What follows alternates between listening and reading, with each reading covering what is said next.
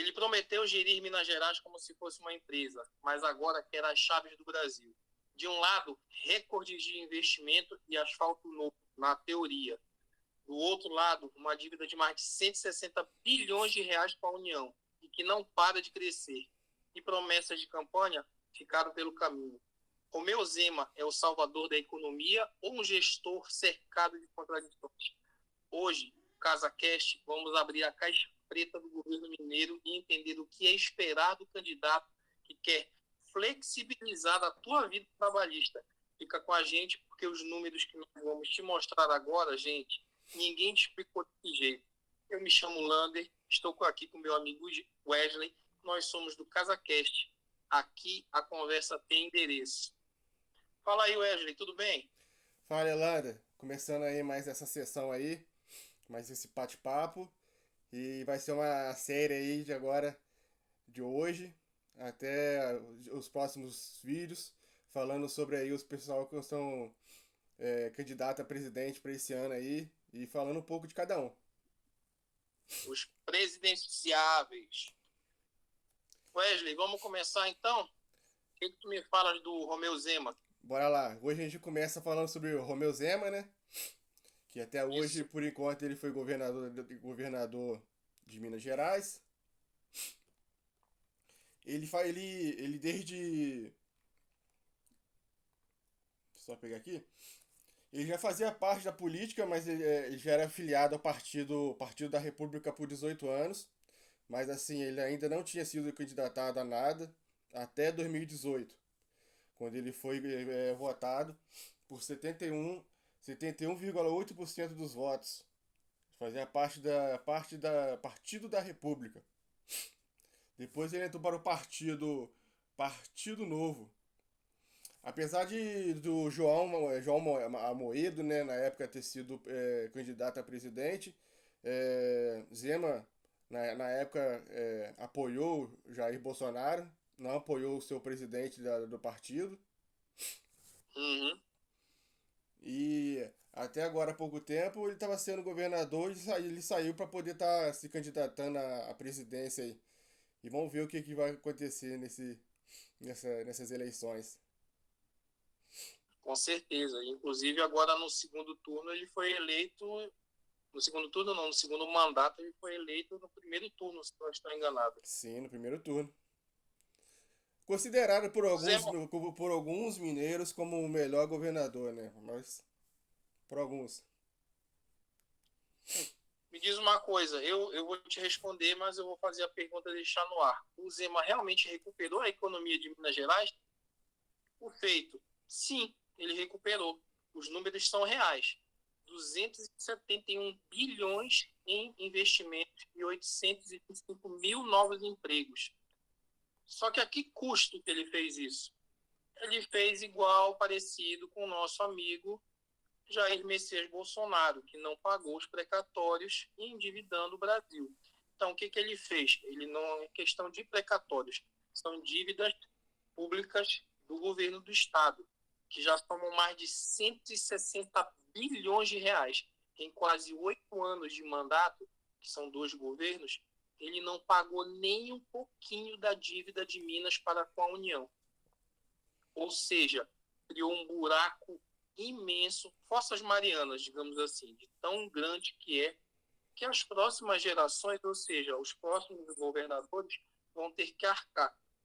Quer dizer, ele tapou um buraco, mas descobriu o outro. Foi isso que ele fez. Elanda, é bom a gente explicar um pouquinho o que seria ser precatórias, porque acho que as pessoas ainda não entenderam. Vamos tentar dizer isso aí de uma forma que deixa um pouco mais clara, que seria, por exemplo, Uhum, vou tentar dar um exemplo aqui. Vamos supor que você tem uma empresa, eu vou comprar essa sua empresa. E eu vejo que essa sua empresa, vamos ver se eu consigo deixar algo bem mais claro para os pessoal entenderem. Só que eu chego lá na sua empresa para comprar a sua empresa, eu vejo que a folha dela tá lá em cima, tá no azul. Vamos botar na base de uns 22 milhões, vamos supor, vamos botar um exemplo aí. Eu vou comprar essa sua empresa por 220 milhões, vamos supor, e eu vou estar achando que eu vou estar lucrando, porque eu vou estar levando esse valor a mais. 220. Só que quando eu tomar posse daquilo ali, eu vou ver que esses 220 milhões já é de dívidas que eu não paguei. Aham. Só que as pessoas hoje em dia tá assim, o cara terminou na Azul, terminou na Azul. Mas ele não terminou na Azul.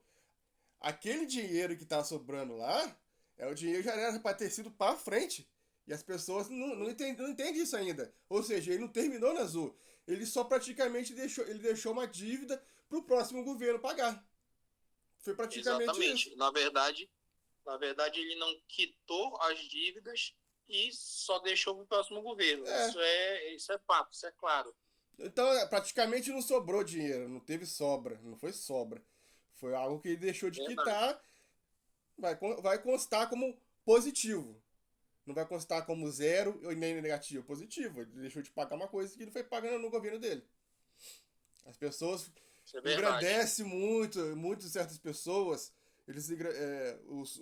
Os eleitores engrandecem muitas pessoas, falam assim, o fulano ele saiu da presidência e olha quanto que ele deixou de positivo, que é isso, blá, blá, blá. Mas eles esquecem de ver esse lado das precatórias que deixaram de ser pagas.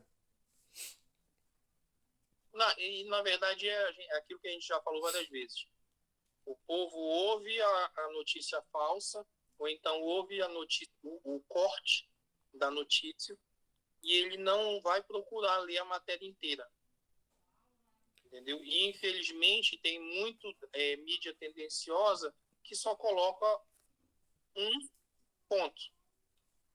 O governo Bolsonaro ficou no azul. Na verdade, não ficou porque ele deixou de pagar, ele deu calote com os precatórios. É Aham. só um adendo com relação ao governo Bolsonaro. O Zema ele tem dívida de um monte de coisa, não é relacionado ao governo Bolsonaro, não. É relacionado às dívidas de Minas para com a União. Né? A dívida, ó, em 2019. E Aqui tá escrito diz, aqui, ó, em 2019, primeiro ano do governo Romeu Zema, a dívida consolidada de Minas Gerais era de aproximadamente 113,36 bilhões. Ao final de 2025, após 7 anos de governo de Zema, a dívida estadual ultrapassou 201 bilhões, sendo 177,48 bilhões apenas com a União. Trata-se de um crescimento superior de 87,64 bilhão de endividamento estadual. e quem que vai pagar a conta? Nós. Pois é. E me diz uma coisa, e as grandes obras do governo Zema? Onde é que o motorista mineiro vê esse dinheiro? A promessa do governo Zema, tá, foi que ele divulgou o Provias, que era uma salvação das estradas mineiras. Mas a realidade é outra. Tá? Eu encontrei uma reportagem de abril agora, de 2026, que mostram totalmente o contrário. As rodovias como a MG 111, elas estão em estado de calamidade.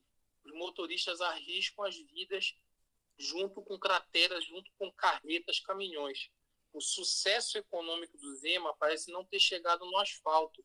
O descaso para com as vias estaduais é algo de denúncias graves, só para ter uma ideia da confusão que está as rodovias, as vias estaduais de Minas Gerais.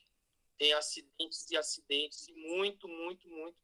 Não são mais buracos, são crateras. Eu vi um vídeo, são crateras. Tem partes de rodovias estaduais que não tem metade mais do asfalto. Entendeu? Então, quer dizer, o Provias que ele divulgou só ficou no papel. O que ele prometeu, ele realmente não entregou. Ele só quis fantasiar o palhaço um pouco mais. Me diz uma coisa, sobre as privatizações da CEMIG e da Copasa. O que tu tens para me falar? Cara, acabei de assistir um vídeo dele falando sobre isso. Eu queria passar até um pouquinho pra nós aí pra gente trocar essa ideia. No vídeo ele fala assim: aqui eu peguei mais da Copasa, que eu vi o vídeo lá de falando sobre a Copasa. E a primeira pergunta que tinha no vídeo era assim: a privatização da Copasa vai aumentar a conta de água? Romeu Zema respondeu assim: não, não vai. Nosso compromisso é garantir tarifa justa. Aí ele dá o exemplo de São Paulo. Após a privatização da Sabesp, a tarifa média caiu 10%. e os investimentos, Mentira. foram ampliados. Aqui em Minas, a nossa agência de águas, Arsai, continuará definindo os preços com poder de veto para poder impedir qualquer tipo de abuso. Então, nessa questão aí, vamos colocar aí que uma empresa vai tomar conta desta área. Se nada disso acontecer, conseguiremos questionar isso daí, correr atrás, porque com o governo acho que a gente consegue fazer isso, mas com a empresa. Na verdade, isso é um monopólio, né? Nós já tínhamos falado sobre isso. CEMIG, Copasa, são estatais que, se forem privatizadas, já virão um monopólio. Ou seja, ninguém vai ter como disputar com as empresas privadas. Então, elas vão colocar taxas e valores do jeito que elas quiserem colocar. Então, infelizmente, eu vi alguns debates na Câmara dos Vereadores em Belo Horizonte. Eu vi os vídeos que muitos vereadores questionando essas privatizações.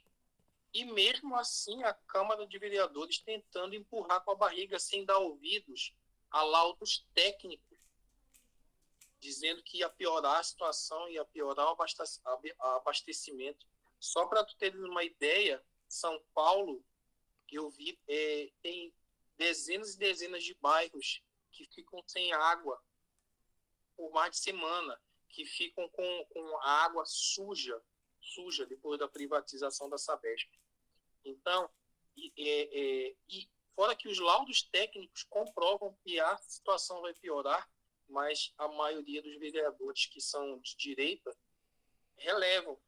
Isso fica muito subentendido que é possível, a gente desconfia que tem dinheiro rolando em cima disso, cara. Não é possível, sabe? Ninguém está acusando ninguém, eu não estou acusando ninguém, mas a gente desconfia que tem rolando dinheiro, porque laudos técnicos informam o contrário e mesmo assim eles empurram com a barriga para tentar privatizar. Infelizmente, isso acontece não é só em Minas, isso acontece em todo o Brasil. Privatização. Apesar de haver uma privatização, uma empresa tomar conta daí, alguém ainda vai meio que faturar por fora, né? Isso aí a gente fica bem subentendido, a gente fica no nosso desconfiômetro ligado, mas até conseguir provar é difícil. Deixa eu te falar uma coisa, tu viste os novos ataques dele nos últimos dias, os novos ataques enquanto pré-candidato, enquanto candidato, quais são as promessas de governo dele, ou os ataques que ele está desferindo assim a rodo, principalmente contra o STF? Cara, eu vi aqui Eu umas posso, pro... eu posso te falar. Pode falar? Ele promete, ele disse numa entrevista que ele promete uma limpeza no Supremo. E o fim Isso. das decisões monocráticas, né? O que ele pontua, que o discurso dele é realmente atacar a independência dos poderes. Como presidente, ele não tem o poder jurídico para destituir ministros, mas mesmo assim ele diz que vai destituir, entendeu? Porque o impeachment do ministro do STF, ele é competência do Senado, ponto final.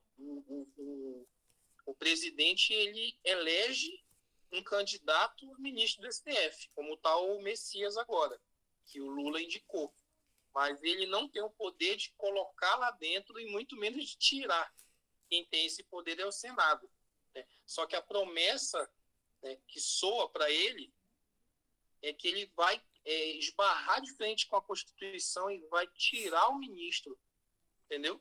Quer dizer, ele quer atacar justamente o STF, que está dando respaldo e ele não pagar a União.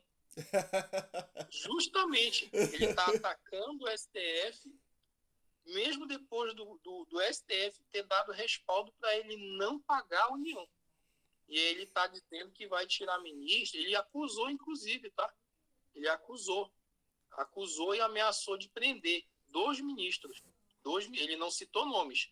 O Gilmar Mendes foi um deles que já rebateu. Inclusive solicitou ele entrar no inquérito das fake news. Solicitou ao ministro Alexandre de Moraes colocar o nome do Zema no inquérito das fake news.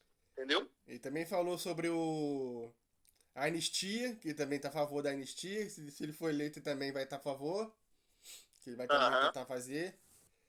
Proposta dele é instituir idade mínima de 60 anos para ser ministro e mandato de máximo 15 anos. Hoje a idade mínima é de 35 anos, com aposentadoria compulsória aos 75. E não há limite de mandato. Isso. Disse que vai. E ele ainda disse que ia tentar fazer um novo Supremo, né?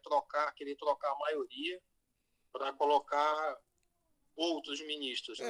Ele ia, Mas me diz ele ia uma montar o coisa. Supremo dele, né? Os capanga, vamos dizer assim, os capanga dele, né? É, Dos é anos. mais ou menos isso. É.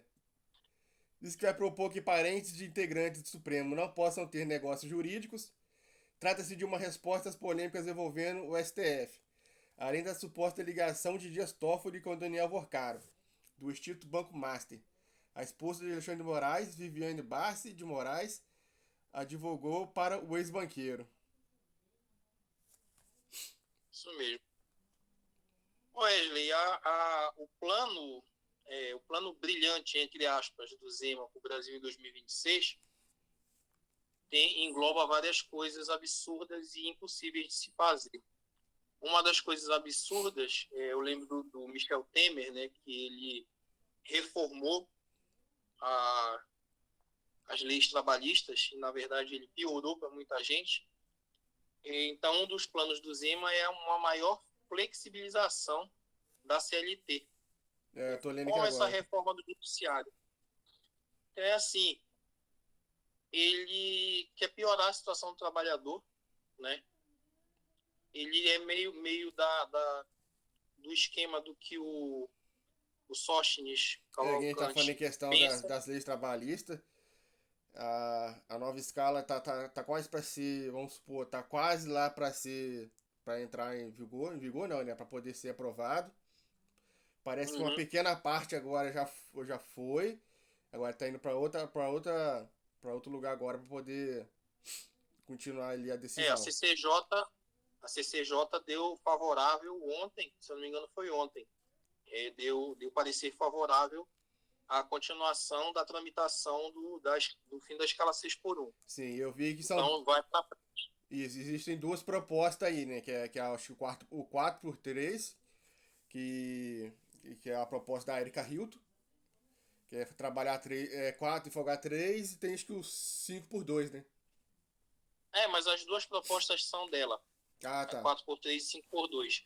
Eu vi uma entrevista dela que disse que colocou as duas propostas exatamente para forçar para entrar a segunda, que é menos que é menos desesperadora, digamos assim, para empresário. Entendi. Que o 4 por 3 seria muito difícil de ser aprovada. Então, o empresário pensaria, o males o menor. Não entrou o 4 por 3 mas vai entrar 5 por 2. Eu vi a entrevista dela que ela fez de propósito, entendeu? Mas uma coisa que o Zema ele apoia, porque ele é empresário, né? É que a escala C, 6 por 1 continue, né? Que ele alega que não tem condição de pagar, de aumentar, vai ter que demitir, etc e tal. E uma das flexibilizações que ele quer é, que nem o Faustino já falou, é hora trabalhada é hora paga.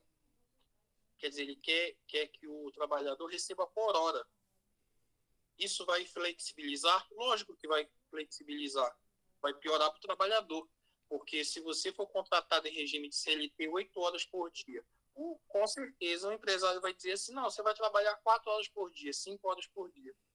Vai te pagar menos, vai te pagar por hora, e no final o teu salário vai ser menor, pífio, vai ser ridículo, Que nem entendeu? um exemplo, eu trabalhei numa empresa e até um certo. A gente pode até entrar como um exemplo aí que pode acontecer nessa questão de trabalhar por hora. Eu trabalhava numa certa empresa que até um certo período, vamos supor assim, até um certo tempo que eu trabalhei lá, eles trabalhavam mais com banco de horas, com questão de hora extra. E eles Aham, pagavam de 3 meses, só que era um valor mínimo, vamos supor assim. Então, quando tava sendo assim, eles estavam, ó, chicoteando a gente, vamos dizer assim. Você chegava lá, Aham. você sabia que você ia fazer as suas 8 horas, mas você tinha as 2 horas extra para poder fazer. Então, assim, não era certo sempre entrar. Então, era certo, todo dia a gente sempre fazia uma horinha extra, quando não era pago. A partir do momento em que a empresa foi obrigada a pagar a gente todo mês, vamos supor, todo mês, o que tiver de hora extra durante aquele mês, no mês seguinte você tem que receber. Não tem jeito, não. Acabou. É, hora, como eu falei mesmo, fugiu que agora. Hora. Fugiu da mente agora. Como é que é? A empresa trabalha a hora extra ela paga ou é. Nossa, fugiu agora da mente, cara. Com banco de horas, A hora. lembrei que, ó, Ó, banco de horas. banco de horas. Até o momento que a empresa estava trabalhando com banco de horas, a gente ia lá, trabalhava e fazia todo dia extra. A partir do momento que ela foi obrigada a pagar todo mês, ela falava assim: agora não quero ninguém fazendo extra, não quero ninguém fazendo extra. Ou seja, se uma empresa puder pagar por hora trabalhada, você acha que o mínimo que ela poder evitar que uma pessoa trabalhe, ela não vai fazer isso? Com certeza, eu vou pagar o mínimo, né? Agora a Pagar pessoa vai. bem menos. Porque, vamos supor, se for pagar por hora extra, qualquer um vai querer entrar lá e fazer 15 horas, 20 horas. A pessoa vai ver que tá precisando de um Aham. pouco mais, ela fala assim, não, hoje eu vou fazer 15 horas, mas a empresa vai chegar pra você, pra ir e falar assim, não, vai embora, já fez o seu ciclo, vai embora, não precisa ficar mais não. Porque não vai querer pagar isso a Verdade. mais pro funcionário. Agora, a pergunta do milhão, valendo R$ 1 milhão, se ele não conseguiu zerar a dívida ou consertar as estradas do próprio estado dele com poderes totais, como ele vai garantir que o plano dele para o Brasil não vai gerar mais instabilidade institucional e precarização do trabalho? Me diz como é que um cara desse se candidata. Se ele não conseguiu fazer em um estado, ele vai fazer no Brasil? Bem difícil, né? Aí fica a pergunta. Wesley, vamos ficando por aqui, meu querido. Vamos ficando por aqui. Deixar o pessoal ciente aí que nos próximos dias vamos ter mais vídeos. A gente vai fazer uma sequência aí, trocando ideias sobre cada um que tá aí com a candidata à presidência para esse ano. E Os trazendo um pouco. presidenciáveis. E a gente tá trocando ideia aí sobre eles. Sobre essas figuras ilustres. Eu tô É, doido pra eu, falar do Padre Kelmo. não, eu tô doido pra ver o debate. Eu quero ver o debate. Ah, eu também quero ver. Eu quero Doido pra ver, ver o eu quero debate, ver cara. se não vão desmaiar de novo, ó. Dá um desmaio. Tô passando mal. Desmaiar de menos, né? O Piriri é desmaiar de menos. O Piriri foi pior. Porque Mas, até